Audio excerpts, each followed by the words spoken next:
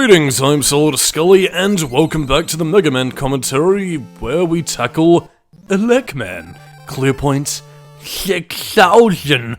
Wowzers! 6,000 points? Or 60,000, or fucking whatever amount of shit. But yeah, using a lot of the weapons you've acquired can actually have a practical purpose, like taking out these little mine things that we also additionally saw in Bombman stage. Yes, creative use of your weapons. Interesting. But stupid, also. But in any case, though, on to slightly more serious notes, I guess I might as well start getting into more of the stage dynamics. I mean, obviously this being part platformer, part action game. Well, yeah, you're gonna have a fair few platforming segments. A lot of it is very easy and basic stuff, but you also have a lot of enemies throughout the stage that are really just gonna be there to pip you, really. Of course, including stage hazards like these, little lightning things that sort of sound like a telephone. Weird, really. But, yeah, in the meantime, you will have many enemies that will try and pip you, stop your progress, and sort of whittle down your health. I wouldn't feel too discouraged by, you know, having enemies pip you. It's not gonna be so bad that unless, of course, you're really loosey-goosey with the controls, you're gonna have to start from scratch. Until we get to here with the fucking disappearing blocks that, because it's Mega Man tradition, Capcom feels the need to include again, and again, and again, and again, and again, and again, until you want to rip the fucking spine out of whoever decided to keep this as series tradition. But I'm calm, my anger has subsided, but my hatred is eternal. But yeah, on top of also getting a regular weapon throughout this level, yeah, Elecman stage does also have another little tasty treat if you decide to utilize one of your weapons. In this case being Gutsman's weapon. I can't quite remember what it was called. I mean, the weapons do have different names, like Cutman's weapon is the rolling cutter, Bombman's weapon is just the, well, bomb. I mean, obviously, but yeah, I want to say it was called the Guts Arm or something, but basically, yeah, come on, still a little bit better than that, with a bit more gusto. Yeah. By the way, also, the weapon capsules also change color depending on Mega Man's, armor. Why that is, I have no idea. NES sprite fuckery, probably, but Aqueast. In any case, though, yeah, well, okay, we're gonna ascend the tower before we find out what it is, but basically, we get an additional, it's not necessarily a weapon, but it is a very useful tool that does help with a lot of platforming. Oh. So he's already collected it. No more weapon ammunition. Mega Man is mega sad. But yeah, you see it right in there, and make sure you have some ammunition for your guts on, because that right there is the Magna Beam. So, you know, lift it up, do construction work, as Mega Man does a little dance. Yeah, I will admit, Elecman's theme is probably my favourite one in the game. I don't know, it's pretty cool, it starts off pretty cool with that little techno tune, and yeah, quite useful. What the Magna Beam does is that it basically utilizes its ammunition to, you know, create lengths of platform for you. So, again, if you want to make sure that you know, have all the tools at your disposal, just, you know, or if you're feeling a bit unconfident with your platforming abilities, just use that and you should be golden. Kaboom. Oh, guess we can't go. Oh, we can go through the happy, happy, joy, joy. Oh, hang on, getting a phone call. Hello? Hello everybody, NES phone call. Yeah, you do want to be careful when you're climbing up these ladders, because, again, if you take one hit from an enemy or from a stage hazard, you're going all the way down! And, that's just, no bueno. I suppose if there's anything else I can talk about in terms of behind-the-scenes content in terms of Mega Man, there is actually a bit of a misnomer in regards to who created the Mega Man. I mean, obviously the one gaming icon that a lot of people have heard of, well, for good or for ill, in recent years, is Keiji Inafune, who used to be at fucking godhood status in the days before Mighty No. 9 really sort of sank his career, but yeah, he ended up being the one who sort of, took a lot of the credit for a lot of the Mega Man ideas, and I believe he was the character designer at the very least, so, you know, and at least get a bit of a Naoto Oshima credit for that. But there was also Akira Kitamura, one of the lesser-known talents behind Mega Man that was responsible for a lot of details in his creation, and yeah, he's one of the more mysterious people. Not much is known about him apart from, you know, the fact that he worked on the original Mega Man and was heavily responsible for a lot of the game's, you know, details, so... yeah, it's kind of saddening how some things can fall by the wayside in some cases, but... all the same, though, you know, it doesn't take away from, you know, the fact that he... the character from Astro Boy Do Not Steal ended up becoming one of Capcom's most successful franchises in a day before, you know, Street Fighter and Resident Evil sort of became their primary focus. I mean, it's kind of difficult to think about it now, but back in, like, the 80s and 90s, Mega Man was seen as, Capcom's competing mascot akin to, you know, Mario, Sonic, and, you know, many other characters like, Hudson Soft's Bomberman, all that kind of thing, really. Alright, Elecman, put up your jukes. We're gonna defeat you, even though you have a very powerful weapon. Oh. Oh. Well, I guess Dr. Wily's won, and now we gotta get down with the techno. But yeah, the rolling cutter is pretty much Elecman's weakness. Why exactly that is? Cutting the power at its source, even though you gotta be really careful when working around the power lines, because otherwise you get electrocuted, and, you know, those burns are kind of fucking dangerous, and, yeah, electricity is not to be fucked with. But humanity continues to use it. In fact, without electricity, you wouldn't even be watching this video right now. So yeah, electricity. It is dangerous, but it also loves you, and it is good. And, society cannot really function without it. In any case, though, yeah, Elecman does have the most powerful weapon in the game, I think is fair to say, but, yeah, the rolling cutter, provided that you can get your Octus right, can pretty much take him down to size. And is also the most obviously Tokusatsu inspired out of the entire bunch of Robot Masters, so, yeah.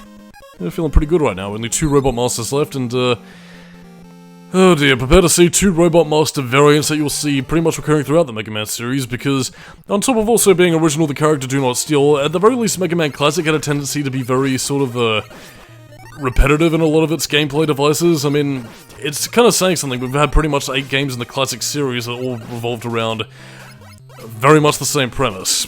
Dr. Wily's fucking shit up, oh no, Mega Man has to go stop them, with some slight variances here and there, and be forewarned if you happen to see a Fireman variant, an Iceman variant, and, yeah, not too many that really tend to sort of varietize them.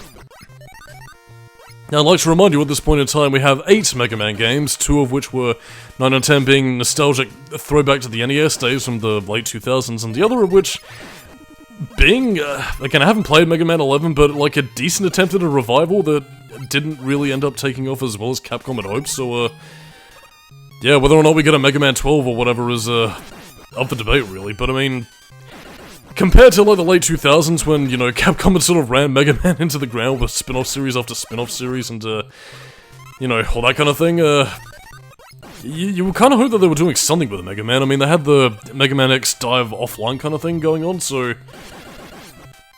yeah, who knows, really. I mean, it'd be interesting to see it continue, but, then again, if your name isn't Street Fighter or Resident Evil, and Capcom just don't want to know.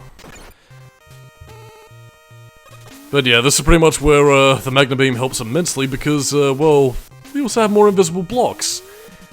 With one of those little fucking pieces of shit down there. So, quite frankly, fuck that, get onto a platform, use the Magna Beam, and, bada bing, you do the thing, and you pretty much saved yourself a fuckload of hassle. But yeah, the platforms won't last forever though, so make sure that you are at least fairly quick in, you know, trying to deal with what you have to do. Excuse me. But yeah, invisible blocks. No, I'm not gonna justify shitty NES video game practices. They're fucking tertiary gameplay shit from back then just to sort of justify you not returning the game in a weekend, and it's still shitty now. Why they even feel the need for it to return is fucking crap, really. Platforming. Yes, dying is to be found here. I'm out of Magna Beam ammo and, well, let's just say things can get slightly bullshit around here, and, yeah, you can get hit by those pellets, and Mega Man does pack a fair bit of momentum. Not quite as bullshit as Castlevania, but At the same time, though, again, if you happen to fall off, as I mentioned beforehand, and as you did see, you know, right beforehand, you know, Mega Man does drop like a stone if you, you know, you happen to fall off, so, yeah, if you get pipped, you're going all the way down! And so yeah, that's why there was a lot of editing involved. And yeah, on top of the shit Sunday that is the Iceman's level, yeah, ice physics. Because, fuck it, why not add an already shitty gimmick to a level that's also not very good? And also meant to be like an ice weather station where Iceman works, so I'm not really seeing much of that around here. I'm just seeing video game ice level because video game.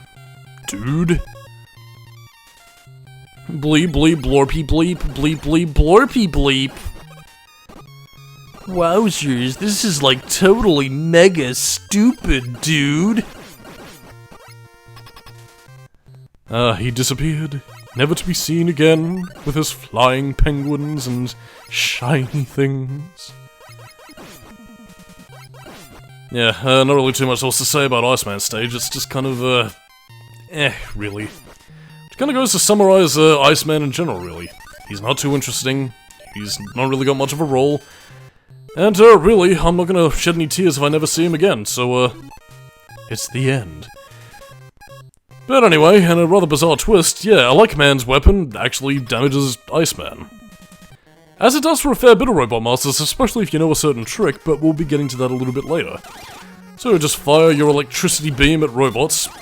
I mean, I suppose it does make sense that it does damage Iceman because, you know, electricity, bad for robots, short-circuiting. Although, really, I mean, if you wanted to take out robots fairly easily, here's a hint. Use dust and get it to their internal circuitry. A computer's arch-nemesis is dust. Very dangerous to electronics. So, I mean, really, it kind of makes me wonder why Dustman isn't the most, like, OP robot master that ever existed, or anything else, whatever. Now we also have Fireman. He rescues people from fire. I'm lying. Yeah, in any case, though, we also have these laser sprinkler systems, and, Fireman's stage is okay, not great. It does have its unique gimmicks where you can end up using Iceman's power-up to, you know, sort of tip the scales of balance into your favor a little bit, but... Oh, I should have used the Magnum Beam to get up there and get some tasty power-ups, but it was not meant to be. But yeah, there are a few deaths to be had here and there, and, you know, whatever, but nothing to really worry about. I guess to discuss more Mega Man trivia, really.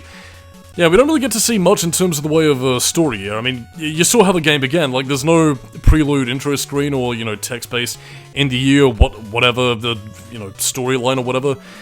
No, but I mean, we do technically see Dr. Light towards the end of the game, you know, modeled after Santa Claus, for some bizarre reason. But, yeah, we also see Rock's sister, Roll, because, you know, the Mega Man also had a thing for musical puns. Rock, roll, ha ha ha ha ha ha, whatever.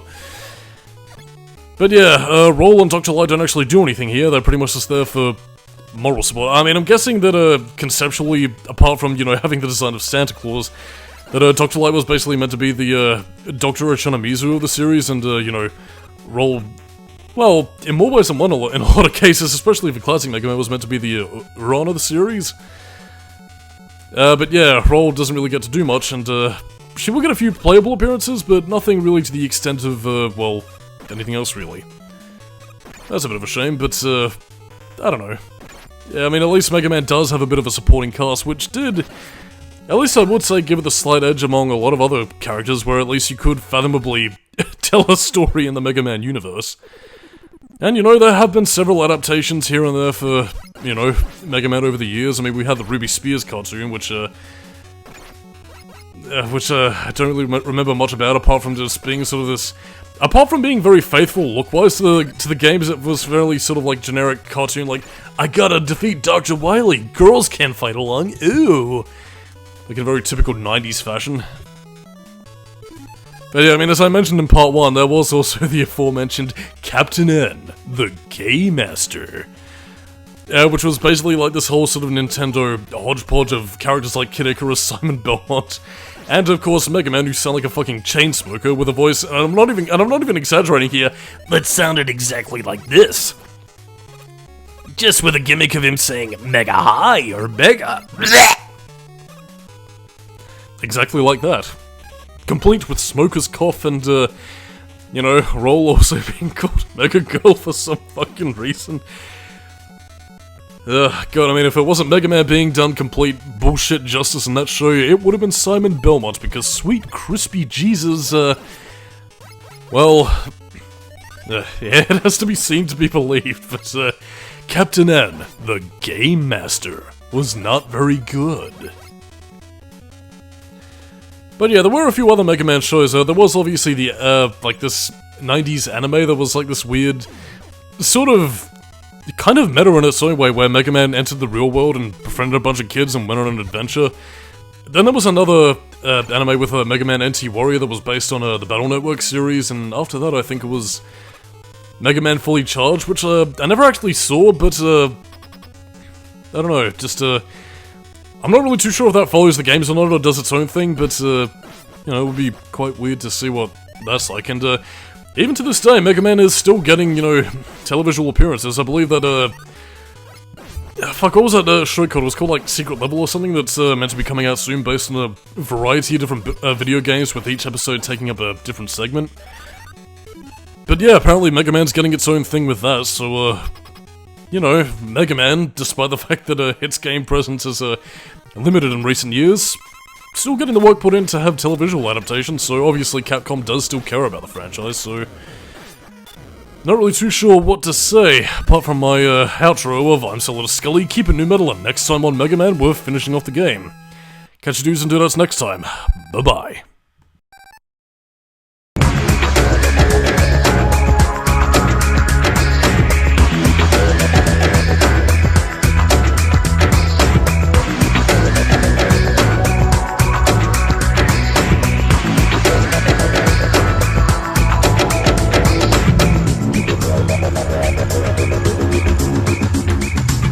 We'll be right back.